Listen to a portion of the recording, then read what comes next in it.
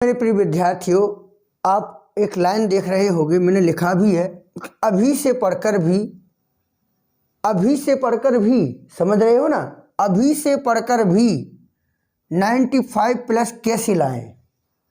बिल्कुल मैं आपको बता दूं, और मेरा खुद का एक्सपीरियंस है, अनुभव है। मुझे 10-11 वर्ष ऑफलाइन कोचिंग पढ़ाते पढ़ाते हो भी गया है, और अधिकांशतः हमारे कोचिंग से भी बच्चे ज़िले में पहला स्थान लाते रहे हैं।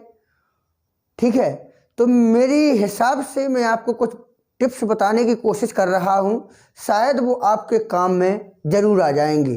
कि अभी से अगर आप पढ़ना शुरू करते हैं तो भी आप 95 प्लस नंबर ला सकते हो। अगर 95 प्लस नंबर नहीं भी ला पाते हो तो 90 प्लस, ठीक है ना, 90 प्लस मार्क्स, तो ये समझ लीजिए कि आप ला भी सकते हैं। असंभव कुछ नहीं है, ठीक है ना, कुछ भी असंभव नहीं है। मेरा खुद का अनुभव है, मैंने बच्चों को पढ़ाया भी है और मैंने बच्चों को सिखाया भी है। ऑफलाइन क्लास जब मैं चलाता था, अभी भी ऑफलाइन क्लास चलाता हूँ, तो मैंने सोचा आप लोगों के साथ भी कुछ विचार मैं अपने साझा करूँ। ठीक है, तो सबसे पहले होता क्या है बेटा, कि अगर आपने साल भर पढ़ाई नहीं करी है या किसी कारणवश नहीं करी है या आप कहीं पर व्यस्त रहे हैं, तो आप अभी से पढ़कर भी, तो सबसे पहले आपको ये पता होना चाहिए, मैं आपको कुछ पॉइंट बता रहा हूं कि पहला पॉइंट क्या है। तो पहला पॉइंट आपको पता होना चाहिए कि कोर्स जो है, कोर्स क्या है, ये पता होना चाहिए कि कोर्स क्या है। अब कोर्स क्या है कि मतलब कितना लेसन है, कितना अध्याय है, कितना चैप्टर है, ये हमें पता होना चाहिए। कि जैसे मान लीजिएगा अंग्रेजी की मैं बात करूं, तो अंग्रेजी में आपने देखा कि यहाँ पर पोएम्स हैं, जो पोएम जो हैं तो 5 पोएम हैं, ठीक है ना। ऐसे मैथ में भी होता होगा, बायोलॉजी में भी होता होगा, अन्य तमाम विषय हैं, फिजिक्स केमिस्ट्री में भी होता होगा, तो हर विषय में भी ऐसा होता है कि कितना पार्ट है। हम इतना पहले क्लियर कर लें, पहले इनको क्लियर कर लें कि कितना होता है, क्योंकि जब हमारे दिमाग में, अच्छा मैं एक चीज़ मैं आपको बताऊं कि जैसे मैं आपसे पूछूं कि आप कितने व्यक्तियों को जानते हो, सुनना बड़े गौर से, आपसे मैं पूछूं कि आप कितने व्यक्तियों को जानते हो, तो आपका उत्तर होगा 10-20 व्यक्तियों को। मैं कहूँगा और बताइए, तो आप कहेंगे 50-60 व्यक्तियों को मैं जानता हूँ।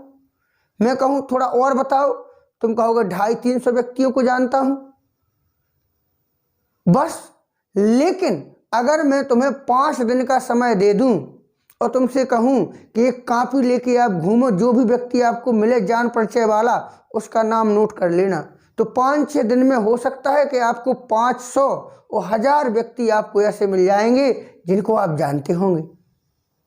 कहने का तात्पर्य यही है कि आपको सब चीज ऑलरेडी आती है, कोई भी मीनिंग ऐसी नहीं है जो आपने ना पढ़ी हो, कोई भी ऐसी चीज नहीं है। अगर आपने एक भी बार पढ़ लिया है तो आपको आता है, बस आप उसको याद करने की कोशिश करिएगा। कैसे? तो इसके लिए आपको चाहिए, आवश्यकता पड़ेगी किसकी, सिलेबस की, कोर्स की, कि कोर्स क्या क्या है, किसके अंतर्गत मुझे क्या पढ़ना है। और दूसरी चीज, अब हमें चाहिए दूसरे नंबर पर मटेरियल। तो मटेरियल कहाँ से लाएं? जैसे अनसॉल्व्ड, सबसे इम्पोर्टेंट होता है अनसॉल्व्ड। अगर आपने, देखो अभी जो कोरोना काल का समय था, इसको छोड़ दो, 1-2 साल को छोड़ दो, इसके पहले के जो पेपर थे आप उनको पकड़िएगा, क्योंकि अभी तो बिल्कुल सरल पेपर आए हैं। तो उनके इससे पहले वाले पेपर जो हैं उनको देखिए, 2-3 साल पहले जो पेपर आए हैं उनको अगर आप देखेंगे तो आपको बहुत कुछ सीखने को मिलेगा, उनसे सीखने को मिलेगा, उसी में से आता रहता। क्योंकि होता क्या है, जैसे मान लीजिएगा लॉन्ग आंसर है, ठीक है ना, तो लॉन्ग आंसर है, अब लॉन्ग आंसर तो एक तो आएगा नहीं, 2 आते हैं। जैसे पोएम मैंने यहाँ बताया, पोएम, तो पोएम शायद इंटर में 5 पोएम है, कितने हैं, 5, ठीक है, 1 2 3 4 5। अब 5 में मान लीजिएगा सेंट्रल आइडिया आना है, तो सेंट्रल आइडिया आना है कोई 3, 1 2 3। अब 5 में से 3 आना है, समझ रहे हो ना। तो अगर 3 आना है तो 1 2 3 और 1 2 3, मतलब इसमें से भी एक आ सकता है, इसमें से भी एक आ सकता है। तो अगर मैं तीसरा ही याद कर लूँ तो तीसरा तीनों में आना है। अब पहला तो सभी को याद होता है और तीसरा तुमने याद कर लिया। पहला और तीसरा आप सेंट्रल आइडिया याद कर लीजिएगा। आप यकीन मानिए, आप कोई भी आंसर उठा के देख लीजिएगा, अगर सब में सेंट्रल आइडिया पहला और तीसरा ना मिले तो बताना, आप कमेंट करके बता देना कि सर आप झूठ बोलते हो। मेरा खुद का अनुभव है, कोई भी आंसर आप उठा के देख लेना, उसमें सेंट्रल आइडिया या तो पहले का होगा, अगर पहले का नहीं होगा तो तीसरे का होगा, और कभी कभी तो ऐसा होता है कि पहले का भी होगा और तीसरे का भी होगा। जो खुद का एक्सपीरियंस है बेटा, आप लोगों को थोड़ा बताने की कोशिश कर रहा हूँ। तो ऐसे लॉन्ग आंसर होते हैं, लॉन्ग आंसर आएंगे 2। कितने आएंगे?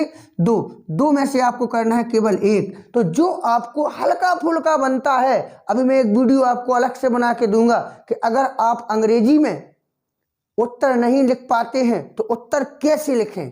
ठीक है, अगर आप चाहते हो कि सर इसका वीडियो हमें बना के दें तो कमेंट बॉक्स में जरूर कमेंट करना। तो इसके लिए सबसे पहले आप मटेरियल इकट्ठा करें, दूसरा पॉइंट में अनसॉल्व। इसके बाद तीसरा पॉइंट, जैसे आपको मिल रहा है सीरीज, मास्टरमाइंड, ठीक है ना, हमारे समय में मास्टरमाइंड बोलते थे, ठीक है ना, अब आपके समय में जो भी हो सीरीज बोलते हैं, क्या बोलते हैं? मास्टरमाइंड। तो आप मास्टरमाइंड ले। मास्टरमाइंड में क्या करेंगे कि जो चीज़ सन में दी गई हो, किस में दी गई हो? सन में, वो इम्पोर्टेंट होती है पहली चीज, तो उसको याद करिएगा। याद नहीं करना तो एक बार देख लो, अभ्यास रिवाइज करें, बार बार पढ़ें। ये ना सोचें कि हमें याद हो रहा है नहीं हो रहा है, इसको छोड़ें कि याद हो रहा है कि नहीं हो रहा है, आप उसको केवल रिवाइज करें, ठीक है। और उसके बाद एक यानी कि पेपर दिया रहता है मास्टरमाइंड में, सबसे इंपॉर्टेंट चीज दिखिएगा। जैसे मान लीजिए 5 पेपर दिए गए, पैटर्न पेपर बोला जाता है, क्या बोला जाता है?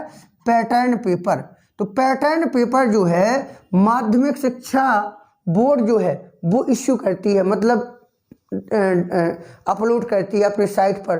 तो उसमें क्या होता है कि ये लोग पैटर्न देखते हैं कि किस तरीका से पेपर आना है, किस तरीका से पेपर आएगा। तो इसको बेटा आप करें क्या कि जी 2 3 4 जितने भी पेपर हों आप इनको देखें कि पेपर आना कैसे है।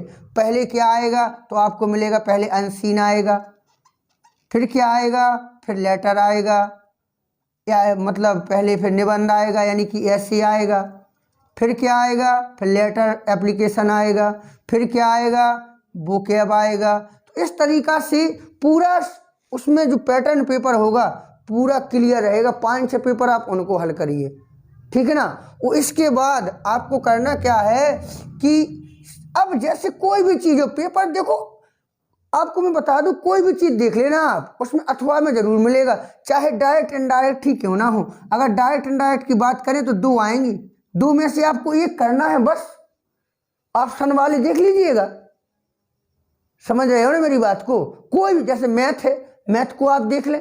आप सोचें कि मैथ तो बड़ा टफ जा रहा है, देखो आपको अगर नंबर लाना है तो नंबर लाने के लिए पुराना मटेरियल आप बढ़िया पढ़िएगा। तो अभी भी बहुत समय है, 1 महीने में भी आप 90+ 95+ नंबर ला सकते हैं। बस आप अभी से तैयारी करना शुरू करिएगा। तो इस तरीका से अगर आप तैयारी करते हैं, मटेरियल आपके पास है तो आप बढ़िया लिख सकते हैं, ठीक है। और अंग्रेजी में कोई भी हो आप ऐसे अच्छे बढ़िया लिखें अगर आप चाहते हैं, ठीक है। अब मैं कल एक वीडियो बनाऊंगा उसमें कि आप लॉन्ग आंसर कैसे लिखें। अगर आपको हिंदी अंग्रेजी याद नहीं हो रही है तो कैसे याद करें, कैसे लिखें, किस तरीके से निबंध लिखें, तो मैं ज़रूर बताऊंगा। कल मैं एक वीडियो बनाऊंगा आप लोगों के लिए, ठीक है। धन्यवाद।